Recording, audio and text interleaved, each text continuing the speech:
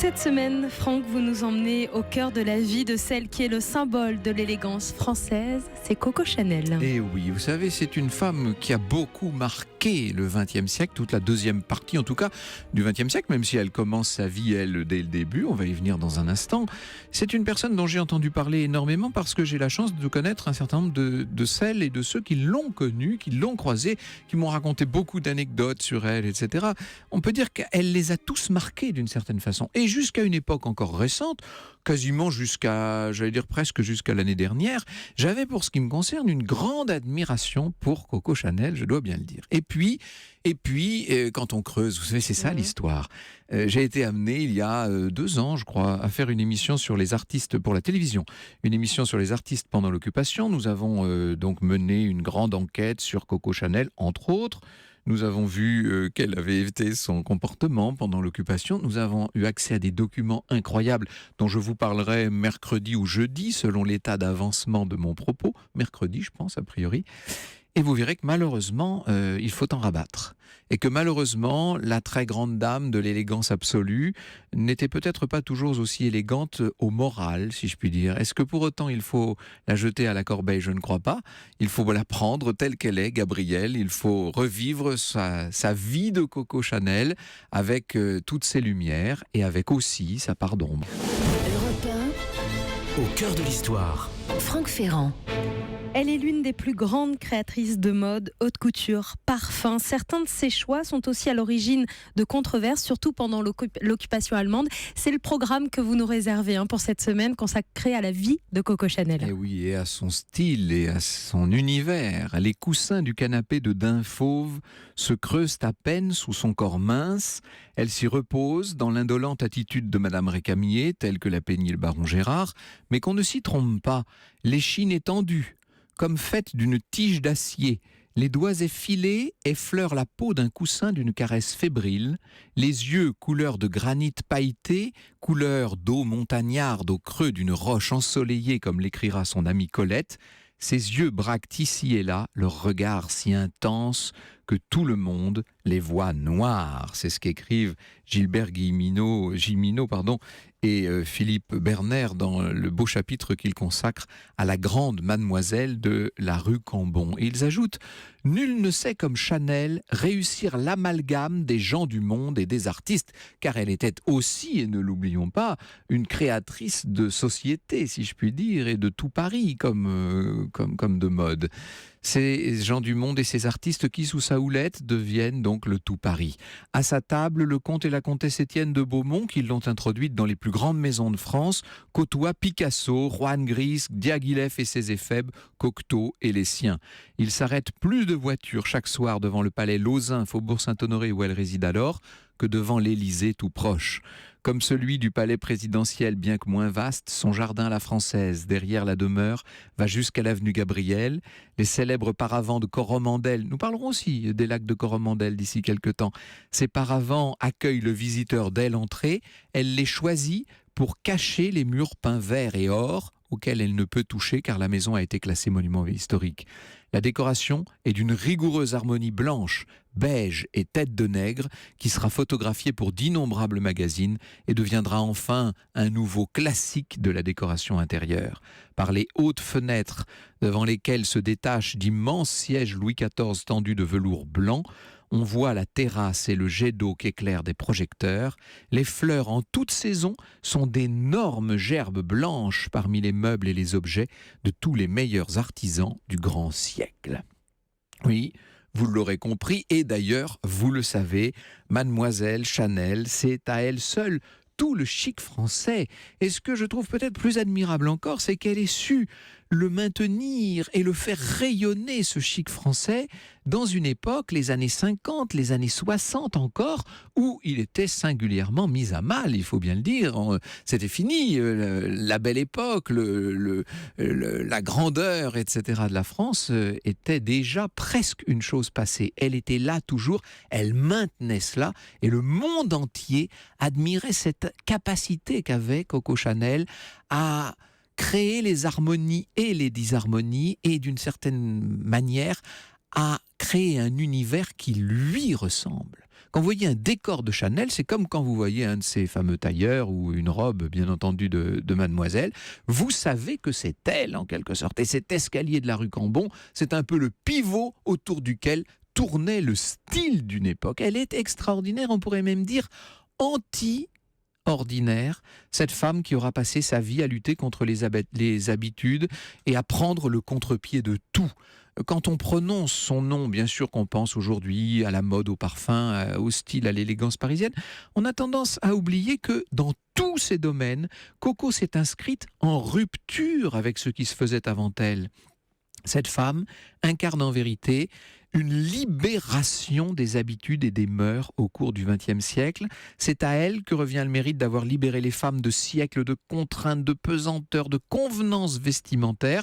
Nous allons revoir tout cela dans le détail, bien entendu. Et je fais le pari qu'à la fin de cette semaine, vous aurez de Madame Chanel, de Mademoiselle, comme on disait, une image bien différente de celle que vous auriez comme ça, a priori, plus ou moins à l'esprit. Europe 1, au cœur de l'histoire. Franck Ferrand. Elle a révolutionné la mode, elle a libéré les femmes. Nous sommes au cœur du grand destin de Coco Chanel toute cette semaine. Coco Chanel qui est née à la fin du 19e siècle. Exactement, elle est née en 1883, elle est née à Saumur, dans un milieu extrêmement modeste. Ce qu'il faut vous dire, c'est que la vie de Gabrielle, puisque c'est son vrai prénom, c'est l'histoire d'une réussite comme on en connaît peu. Voilà cette gamine pauvre, fille d'un journalier agricole. On est vraiment tout au bas de l'échelle sociale, et d'une femme de peine. Ils sont devenus forains pour survivre tous les deux. Voilà cette orpheline de mère à 6 ans qui, à 12 ans, se trouve placée dans un orphelinat de Corrèze, à Aubazine. On est dans Zola, vraiment. Eh bien, c'est cette petite fille en détresse qui va devenir plus tard la coqueluche de Deauville et de Biarritz, l'égérie de Stravinsky et de Picasso, l'amie de Diaghilev, de Cocteau, etc. Et la maîtresse d'un cousin du roi d'Angleterre, s'il vous plaît, d'un neveu du tsar, d'un grand poète surréaliste, et surtout cette impératrice de la mode dont vous parliez à l'instant, Anissa, à l'échelle mondiale. S'il fallait aller vite, on pourrait résumer Mademoiselle Chanel à cette ascension tout à fait vertigineuse. Alors heureusement, puisque nous avons, nous, une semaine entière, on va pouvoir aller un peu plus dans le détail, on va creuser un petit peu plus la question pour aller voir tout ce qui peut se cacher derrière cette fulgurante carrière et derrière cette ascension assez vertigineuse. C'est en 1900. En 1900, puisqu'elle est née en 1883, ça veut dire qu'elle a 17 ans. C'est alors qu'elle a 17 ans que le destin de Gabrielle l'entraîne hors des voies tracées. Elle est souvent avec sa jeune tante, qui a 2 ou 3 ans de plus qu'elle seulement, qui l'a employée dans son très modeste atelier de couture. N'oubliez pas qu'à l'époque, il n'y a pas de prêt-à-porter, ça n'existe pas. Donc, les dames font faire toutes leurs robes, etc., chez des couturières. On passe beaucoup de temps chez les couturières. D'ailleurs, c'est le dernier endroit où l'on se retrouve, où l'on cause, etc., bien sûr. Et les couturières ont un rôle central dans la population. Ce qui fait qu'évidemment, dès que vous avez une bonne vue et des doigts pas trop malhabiles, eh bien vous avez tendance à être couturière, forcément. Et là, nous sommes dans le Bourbonnais, à Moulins, une ville de garnison. Dans cette ville de garnison, il y a des chasseurs à cheval. Et donc, bien entendu, ces deux petites jeunes filles, l'une de 20 ans, l'autre de 17 ans. Elles ont beau être la tante et la nièce, peu importe, on a l'impression que ce sont deux sœurs. Elles ont un succès fou, on a tendance à siffler un peu sur leur passage. Succès de coquetterie, comme on dit. Si l'on peut dire une chose de Gabrielle dès cette époque, c'est qu'elle est prête à tout pour s'en sortir. Son ambition est sans doute une des plus chevillée au corps de toutes celles que j'ai eu à voir, et croyez-moi, lorsqu'on s'intéresse au grand destin dans l'histoire, on en voit des ambitions, mais alors chez elle, c'est dévorant, c'est effréné, et ça peut expliquer entre nous bien des choses. Avec ce pouvoir de conviction irrésistible qui la caractérisera toute sa vie, elle entraîne sa jeune tante sur la scène de la Rotonde. Oh, la Rotonde, on est à Moulins, c'est une espèce de petit un café-concert local où l'on vient pour se reposer, pour danser un peu, pour s'amuser, tout simplement. On est à la belle époque. Les deux jeunes femmes chantent pendant les entr'actes, on appelle ça des poseuses dans les cafés-concerts, et c'est surtout, disons-le, Gabrielle qui déclenche l'enthousiasme. Elle a pris l'habitude de chanter des rengaines à la mode, et il y en a deux notamment qui ont un succès fou. L'une, c'est Cocorico, ça s'invente pas, et puis l'autre, elle chante Qui a vu Coco dans le Trocadéro? Alors, je ne vous le chanterai pas, moi, mais vous imaginez, voyez le genre de chanson, bon, avec bien l'accent comme il faut. Et le public trouve ça formidable. Et on la bisse et on crie Coco, Coco. Et voilà, Tout s'explique. elle a trouvé déjà son surnom. Désormais, elle sera Coco. Alors, on va pas rester à Moulins quand même. De Moulins, on s'en va à Vichy. C'est déjà un cran au-dessus, bien entendu.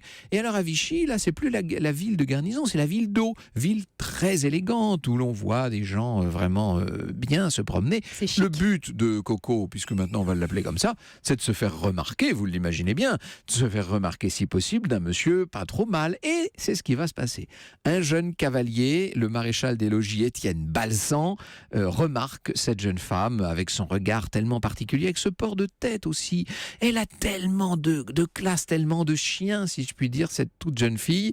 Il la remarque, Étienne Balsan. Or, il est un riche héritier, c'est exactement ce qu'il lui fallait à elle. Il vient d'acheter une belle propriété près de Chantilly. La propriété s'appelle Royalieu. On est en forêt de Compiègne, donc. Et là, régulièrement, Balsan réunit tout un petit groupe d'amis très chics, des gens de Paris, des gens très mondains, qui partagent une passion pour l'équitation qui, ne l'oublions pas, est quand même la grande affaire de cette époque. On l'a oublié, ça. C'est curieux, aujourd'hui, quand on parle de la belle époque, on a tendance à penser aux aéroplanes, vous savez, et puis au début du cinéma, et puis aux premières automobiles. On oublie quand même que, qu'on le veuille ou non, le moyen de transport de l'époque, ça reste le cheval, et que c'est la grande époque de l'équitation. Donc on vient à Royalieu pour faire du cheval. Bien sûr que Gabrielle va vite devenir un peu l'égérie des lieux. Elle est arrivée très modestement, hein. Elle est arrivée dans son petit wagon de 3e classe, vous imaginez, avec sa valise en carton, sans mauvais jeu de mots, parce que c'est vraiment ça. Elle est entrée par la porte de service, si je puis dire, mais très vite, elle va se révéler aux yeux de tous les convives tellement franche et si charmante et si inattendue. Elle est pleine d'une classe qui cadre assez mal avec les origines fort modestes dont je vous ai parlé, mais comme vous voyez, comme quoi, de même que l'intelligence, la classe n'est pas une affaire de milieu social, c'est peut-être aussi une affaire de nature et d'ambition et de volonté. Toujours est-il que Coco fait bientôt la conquête de cette petite société. Or, on aime faire du cheval, mais on est aussi, ne l'oublions pas, à l'époque des cocottes, des demi-mondaines. Pensez à Liane de Pougy, à la belle Otero, Émilienne d'Alençon, etc. Or, tout ce monde-là, et notamment Émilienne d'Alençon, se retrouve régulièrement à Royalieu. Et la petite Coco, comme on l'appelle à présent, va devenir, à sa façon, plus ou moins une femme entretenue. Je dis plus ou moins parce qu'elle ne joue pas vraiment le jeu. Il n'empêche, elle est une irrégulière, pour reprendre le titre de sa biographie par Edmond de Charleroux. Tout était mis en commun, dira Gabrielle, le cœur, l'argent, les maîtresses. On avait la curiosité du plaisir et le goût du risque.